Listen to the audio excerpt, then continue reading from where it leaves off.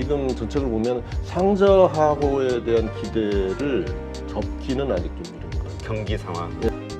단기적인 경기 부양도 중요하지만 잠재 성장률이 이렇게 떨어지면 미래가 없어지는 거니까 앞으로 이게 어떻게 피해갈 수 없는 큰 흐름이 한 3년, 4년 뭐 이렇게 쭉 갈 거기 때문에 우리가 잘하고 있는 데들이 이런 무역 규제를 직접적으로 당하게 되면 오늘 모신 분은 전 YTN 대표셨고요. 서정대학교 교수시죠. 최남수 교수님 모셨습니다. 네, 안녕하세요. 네, 이번에 넥스트 ESG라는 책을 새로 내셨고요. 그래서 ESG 경영을 업그레이드하라라는 내용으로 이제 이야기를 좀 하고 계시는데 사실 요새 우리 화두가 되고 있는 것 중에 하나가 ESG죠. 지금 뭐 특히 소액주주 운동도 그렇고요. 관련해서 좀 질문을 드리겠습니다. 근데 먼저 지금 올해 물가와 관련해서 참 여러 가지로 이야기들이 있거든요. 뭐 지금 나스닥 시장이 흔들리는 것도 인플레이션 이제까지는 추세는 꺾였다 하지만 이거 생각보다 이거 좀 걸릴 것 같다. 시간이 쉽게 꺾이지 않을 것 같다. 이런 의견들도 있고 그렇기 때문에 금리 인상이 조금 더 강해질 거나 아니면은 기간이 길어질 수 있다. 이런 얘기도 나오고요. 현재 이 경제 상황을 어떻게 보시나요? 이제 전체적인 흐름으로 봤을 때 지금 말씀하신 대로 뭐 경기가 어려운 상황, 또 물가가 이렇게 좀 많이 올라 있는 상황이 뭐 하루아침에 상황이 개선된다든가 그런 건 아닌 것 같고 좀 길게 봐야 되지 않을까 싶은데 다만 좀 그 해외 기관들의 예측에서 좀 추세 변화가 나타나는 거는 좀 길게 봤는데 끝을 연말 정도로 보는 이제 의견들이 늘어나기 시작했다. 이런 관점에서 좀 볼 필요가 좀 있을 것 같고요. 그러니까 이게 뭐 단시간 내에 해결될 문제는 아니지만 연말쯤 지나면서부터는 지금 IMF가 그런 얘기를 했거든요. 예를 들어서 물가 부분은 터널의 끝이 보인다. 물론 지금 지표들 나오는 거 보면은 뭐 매달은 좀 들쭉날쭉 하겠죠. 근데 이제 한국과 미국의 상황을 보면 좀 물가는 같이 오르는 추세죠. 좀 요인은 좀 다르단 말이죠. 미국은 수요 압력이 커서 그러니까 지금 서비스 물가 많이 오르잖아요. 그래서 금리를 올리면서 그거는 조금 잡혀가지 않을까 하는 생각이고 우리는 외부 요인이 너무 좀 크잖아요. 원자재 가격 상승이라든가 그렇죠. 또 뭐 그다음 환율 요인도 있고 그래서 우리가 통제할 수 없는 외적 요인들이 좀 있기 때문에 공급망 차질이라든가 이제 이런 것들은 이것도 역시 하루아침 해결될 이슈들이 아니어서 근데 다만 점진적으로는 정책 수단에 의해서 하향 안정 추세로 가지 않을까. 그래서 요즘 하여간 많이 저도 얘기를 하는 부분이 많은 기관들이 예측이 이제 연말 정도를 조금 이렇게 볼 듯 말 듯 보는 쪽으로 좀 변해가 있지 않아요. 그런 점들을 좀 주목해 볼 필요가 있다. 이렇게 보고 있습니다. 오히려 좀 짧게 생각보다 좀 짧게 끝날 수도 있다. 이렇게 그러니까 뭐 내년 말 뭐 내후년 길게 봤었는데 조금 땡겨서 보는 시선들이 좀 나오기 시작한다. 이제 그런 점도 같이 봐야 되지 않을까 이렇게 좀 보고 있습니다. 네. 미국 같은 경우는 그런데 이제 한국 말씀하셨듯이 우리는 좀 외생 변수가 있잖아요. 요즘 환율 다시 1,300원대 돌파하면서 나오는 이야기가 수출 쪽이 너무 안 좋아지고 있으니까 이거 뭔가 어디선가 지금 뭔가 상처가 굼고 있는 거 아니야? 이런 걱정하시는 분들도 있거든요. 한국은 좀 다르겠죠, 상황이?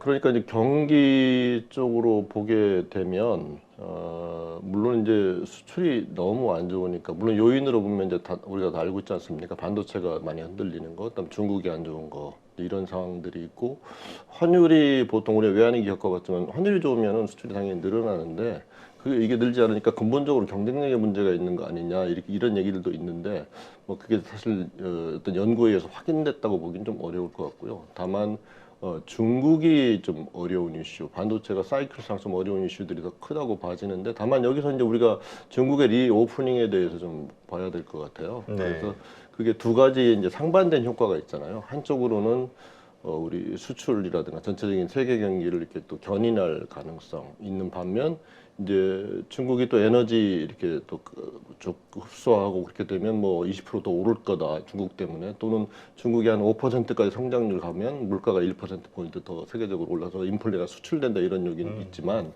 두 개를 상쇄해서 보면 아무래도 성장을 좀 끌어가는 효과가 있지 않을까. 이제 그런 걸로 보면 지금 이렇게 각 기관들 예측하는 거 보면 물론 한국은행이 뭐 우리 성장 전망치를 뭐 1.7인데 더 낮출 거다 이런 얘기들이 있지만 지금 전체적으로 보면 상저하고에 대한 기대를 접기는 아직 좀 이른 것 같아요. 경기 상황. 예, 그러니까 상저하고 상반기는 예를 들어 KDA가 전망한 거 보면 상반기를 1.4에서 1.1로 낮췄거든요. 경제 성장률. 근데 연간 전망치 1.8%를 그대로 유지했어요. 그 얘기는 하반기에 좀 올라갈 가능성에 대한 기대는 지금 각 기관들이 가지고 있다. 그러니까 우리도 좀 그런 측면에서 아까 연말이 끝이 될지 않을지 의견들이 나오는 측면하고 상반기보다는 하반기가 나을 수 있다라는 점. 뭐 근데 제가 좀 너무 낙관론인가요?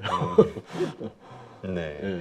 그러니까 하반기로 갈수록 좀 좋아질 것으로 예, 보시는 거. 근데 그렇게 좀 너무 낙관적이기에는 좀 어려운 한국적 문제가 있지 않느냐. 그렇게 보시는 가장 큰 이유 중에 하나가 많은 분들이 이제 부동산, 그러니까 가계 부채라든가 부동산 문제.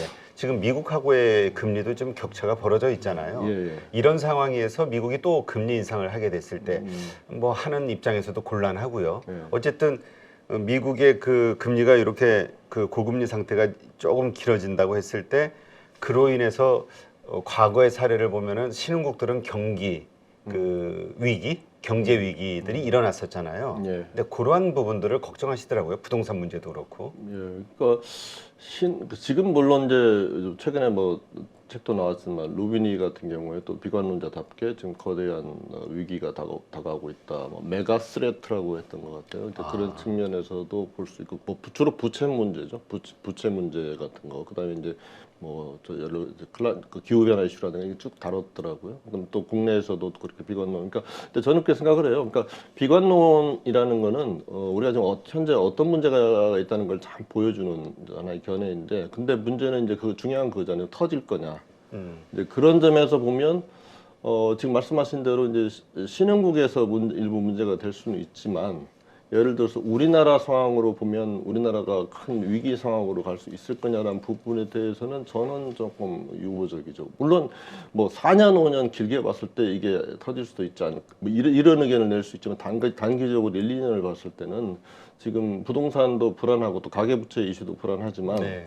지금 정부가 규제를 풀면서 여러 가지 부양 조치를 좀 취하고 있고 그게 이제 효과가 나느냐 안 나느냐 이슈는 있겠지만 유동성이라는 관점, 우리가 외환위기를 맞았던 건 유동성 위기잖아요. 유동성이라는 관점에서는 과거 상황하고 좀 다르다라는 관점에서 아직은 관리 능력이 있는 상태로 볼 수 있지 않은 거냐. 물론 제가 말씀드리는 거는 문제가 없다는 건 아니죠. 지금 불안 요인이 분명히 존재하는데 중요한 거는 어떤 분은 터질 거다라고 보는 거고 저 같은 경우는 이게 단기 중기로 봤을 때는 관리할 만한 수준이 아니겠느냐 이렇게 보는 거죠. 정부의 정책 관리들로 이게 충분히 가라앉을 수 있다 이렇게 보시는군요. 어느 정도 이렇게 크게 악화되지 않고 갈 수 있다. 물론 길게 보면 해결해야 될 과제인 거 그걸 부정하지는 않습니다. 네.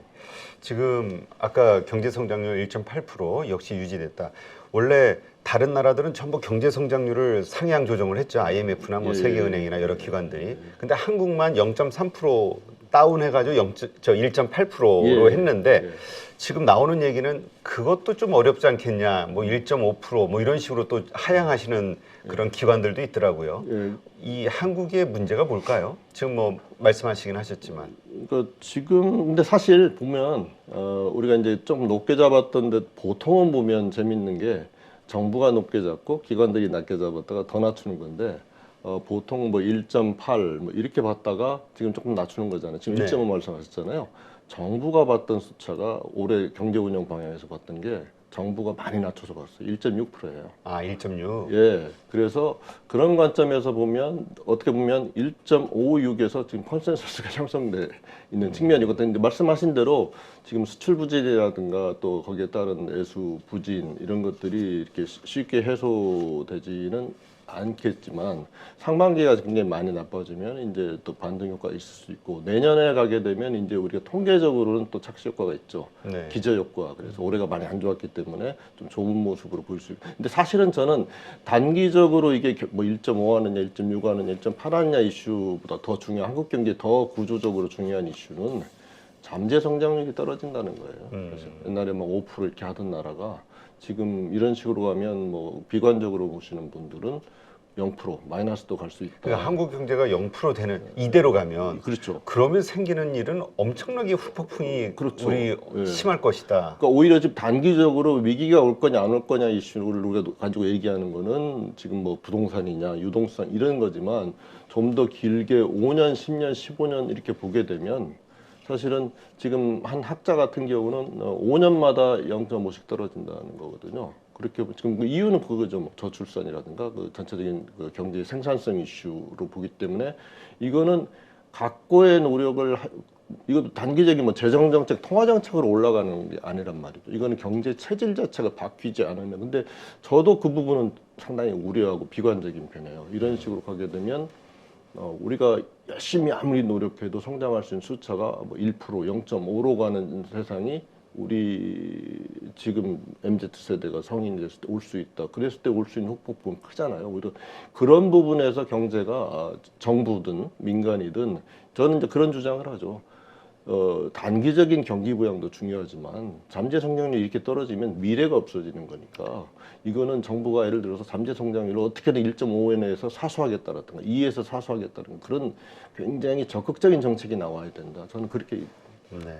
우리나라 경제 규모 여러 가지 환경들을 봤을 때 잠재 성장률을 5%까지 끌어올릴 수 있다라고 주장하시는 그 학자들도 있으시더라고요. 저는 불가능하다고 생각합니다. 이 정도 규모면 한 2% 정도만 지금 한 뭐 2% 중반대 2%를 유지시키기만 해도 큰 문제 없이 갈 수 있을 거예요. 보통 우리가 이제 선진국이 된 상태에서 이제 다른 나라들의 잠재 성장률을 봐도 되게 뭐 2%, 1.5 내외거든요. 근데 이게 이제 1, 0.5, 뭐 심지어 마이너스를 예측하시는 분들도 계신데 그렇게 떨어지게 되면 지금 말씀하신 대로 경제든 자본시장이든 금융이든 유지가 잘 안 되는 거죠.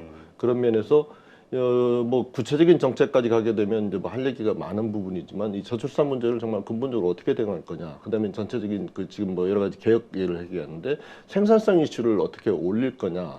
그래서 보다 근본적으로는 이 문제에 대한 굉장히 심각한 고민이 필요하다. 네.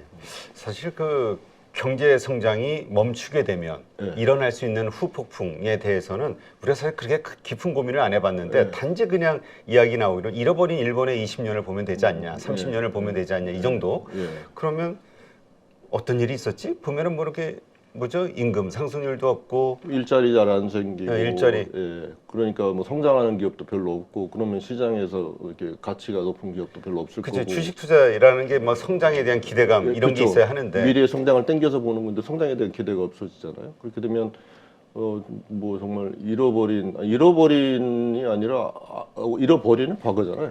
앞으로의 세월을 잃어버릴 수 있는 상당히 위험한 상황이기 때문에. 근데 다만 문제는 우리가 사실은 정부도 그렇잖아요. 기업들 보고 단기 경영하지 말고 중장기 경영하라 그러는데 이 정부 구조 자체가 지금 단임제로 되어 있잖아요. 그러니까 딴 나라들은 잘하는 뭐 총리들은 16년, 15년도 하는데 그러니까 정부 구조 자체가 말을 하면서 자기들 스스로의 정책이 단기 정책을 펴니까 이 지금 잠재 성장률은 잠시 놔두고 다음 정권이 그러니까 당장 수치에 집착을 하게 된단 말이죠. 구조적인 한박을 안 쓰고 이제 그런 부분이 사실은 좀 한계인데 이게 조금 더 숫자가 더 낮아지게 되면 한번 정말 알람이 세게 울릴 수 있다. 그 전에 좀 여러 가지 노력을 해야 된다. 저는 그러니까 그 부분을 좀 더 시각하게 보는 편입니다. 네. 하긴 이전 저희 방송에 오셨을 때 책 저서가 양손경제 예, 왼손 오른손 다 쓰죠. 네, 다 써야 되지. 네. 그러지 않으면은 지금 네. 한국이 상당히 좀 어려울 수 있다 네. 언급을 하셨는데 하여튼 지금 어려운 상황으로 가고 있는 거죠. 네. 그렇다면 이러한 그 뭐라 그럴까요? 상황을 좀 돌파하려면은 사실 가장 기본적으로 떠올릴 수 있는 게 중국처럼 우리가 경기 부양책을 쓰면 되는데 경기 부양책을 쓰자니 또 인플레이션이 걸리는 거고 이 방법이 없는 거죠. 한국에서는. 지금 뭐 말씀하신 대로 성장과 물가 사이에 좀 뭔가 좀 상충되는 좀 트랩에 빠져 있고 또 경기 부양을 한다고 그래도 지금 뭐 팬데믹 기간 중에 다 썼잖아요. 재정도 그렇고 그렇죠. 통화도 그렇고. 하긴 중국은 그 돈을 안 줬으니까 지금 쓸 수 있는데 그 재정은 굉장히 한계가 있고 통화도 물론 이제 금리를 이런 식으로 이제 특히 미국 같은 경우 보면은 뭐 5.5, 5.25 보는데 그 정도 올려놓으면 이제 다시 경기 부양을 할 수 있는 여지가 생긴 거고 우리도 뭐 3%에서 뭐 3.25, 3.5 이렇게 간다고 그러면 이제 조금 수단은 생기는 거겠지만 여전히 제약 요인이 있다는 거고.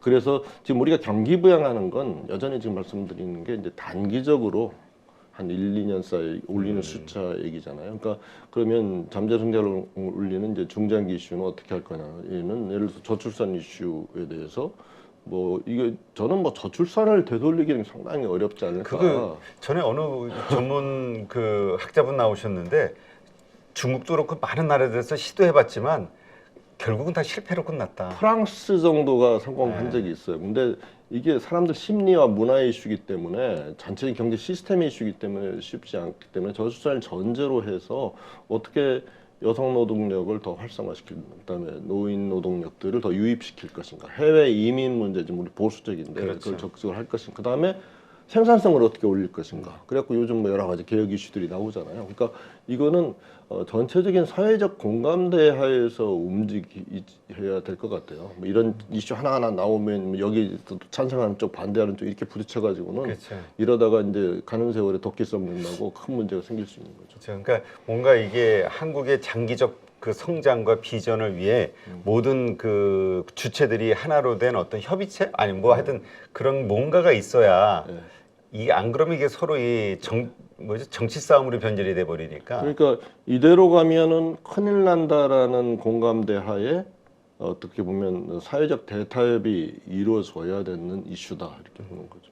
지금 그런 차원에서 2023년도에 뭐 신성장 4.0 예, 네, 예. 이 정부의 계획이 경제 운영 방침이 발표가 됐죠. 어떻게 보시나요?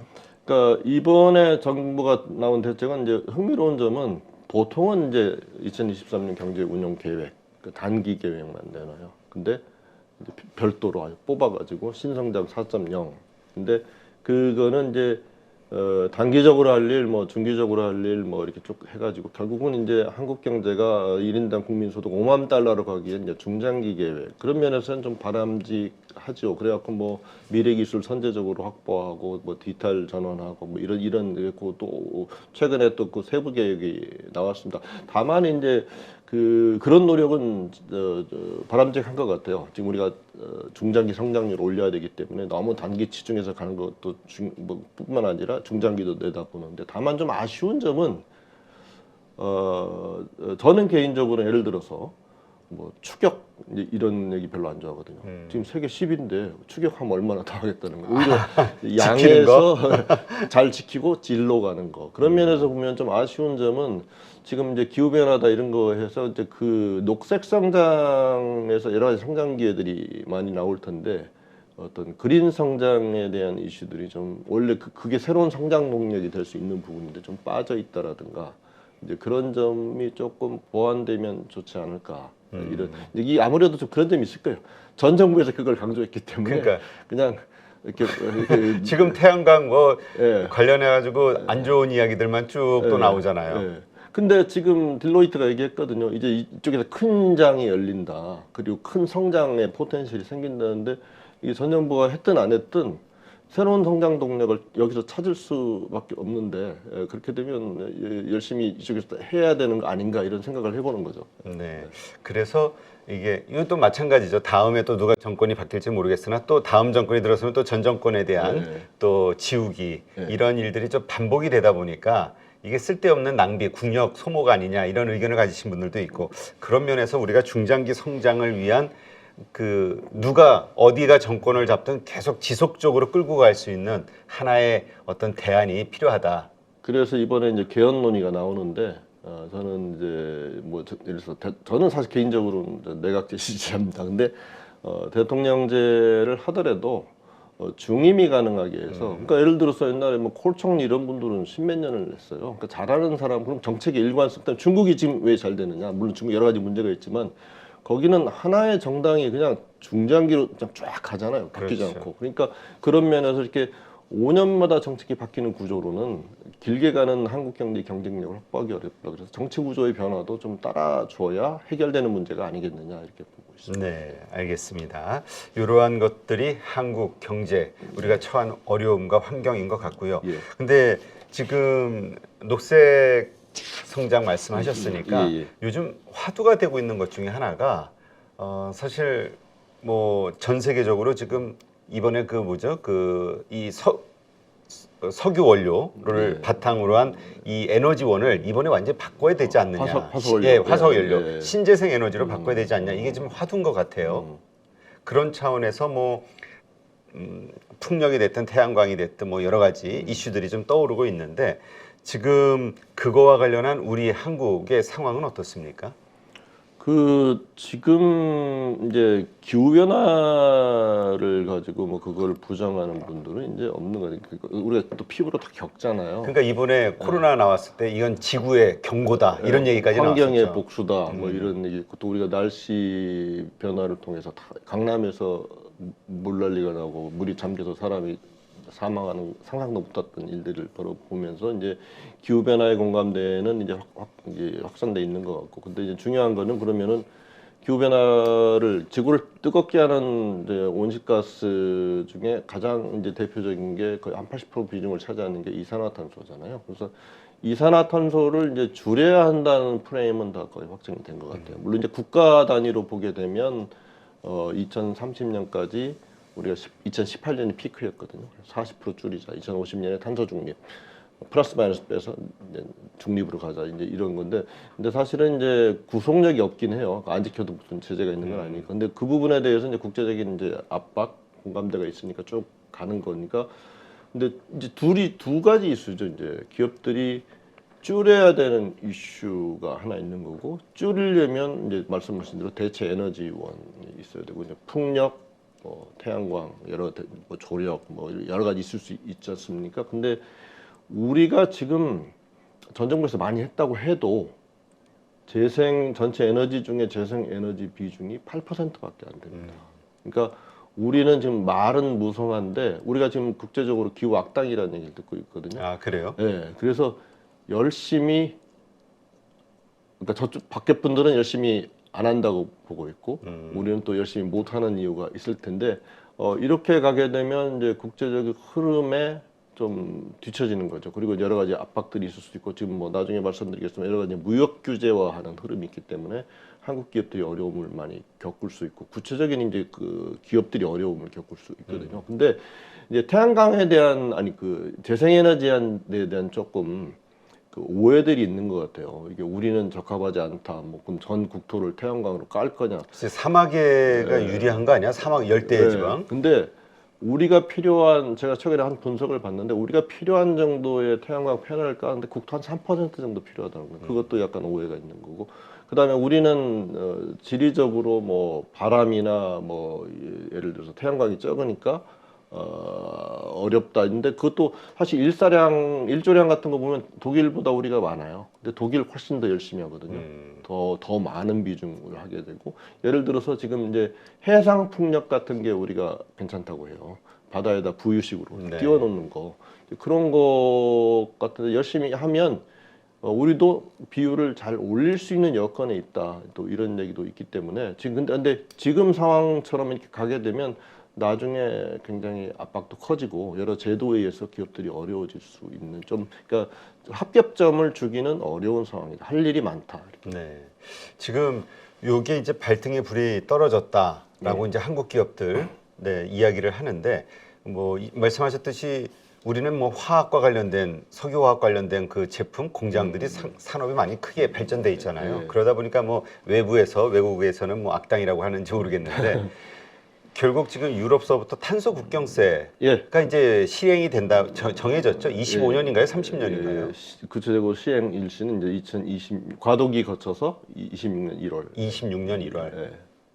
그래서 그게 지금 ESG 관련해서 막 여러 가지 복잡한 얘기가 있고 뭐다 하지만 사실은 저기 어떤 분들은 그렇게 얘기를 해요. 또 이코노미스트 같은 경우는 ESG 다 하지 말고 E만 해. 지금 환경 이슈 그런 얘기도 있고 ESG를 CSG로 바꾸자는 말도 있어요. 카본, 탄소가 중요하니까. 근데 지금 이게 그거거든요. 그러니까 탄소를 줄이자 했지만 구체적으로 안 줄이면 우리가 제재할 거야라고 나온 첫 번째 제도예요. 그러니까 뭐냐면은 지금 이유가 유럽연합이 지금 여러 가지로 선도적으로 하고 있는데 우리는 뭐 이렇게 제도를 해서 열심히 줄여놨는데 중국이나 한국에서 탄소를 많이 품고 있는 들어있는 제품이 그대로 들어오게 하면 안 맞잖아요. 그렇죠. 안 맞잖아요. 그래서 EU 제품보다 이제 그냥 단순하게 말씀드리면 EU 제품보다 탄소량이 많은 만큼 거기다가 관세 비슷한 탄소세를 때리겠다는 거거든요. 그러니까 탄소 국경 조정제도 CBAM이라고 하는데 CBAM 인증서를 사게 하겠다는 거예요. 그렇게 되면 예를 들어서 우리 포스코 같은 데가 지금처럼 그렇게 들어가면 이제 경쟁력을 유지할 수 없어요. 그 탄소세만 해도 막 몇 조 내야 된다고 연간. 예, 그런 숫자들이 나오죠. 그래서 그거를 이제 구체적인 산식에 의해서 정해지지만 우리가 감각적으로 보게 되면 상당히 큰 규모의 이제 그걸 부담하게 되면 지금 철강 같은 경우에 지금 시기적으로 보면 올해 10월부터 이제 2025년까지를 이제 전환 기간 그래서 대신 탄소 배출 보고는 해야 됩니다. 얼마 하고 있다. 그건 해야 돼요. 그리고 2026년 1월부터는 그 차이만큼 이제 두들겨 맞는 거죠. 근데 지금 포스코 같은 데가 보면 물론 시멘트도 문제가 되고 그렇지만은 단기간 내에 지금 기술 개발이 어떻게 될지 모르겠지만 크게 줄일 수 있는 여지는 지금 뭐 1, 2년 사이에 그런 일이 일어날 것 같지는 않고 준비를 좀 많이 해야 될 것 같고 지금 우리나라가 EU 설강 수출 5위 국가예요.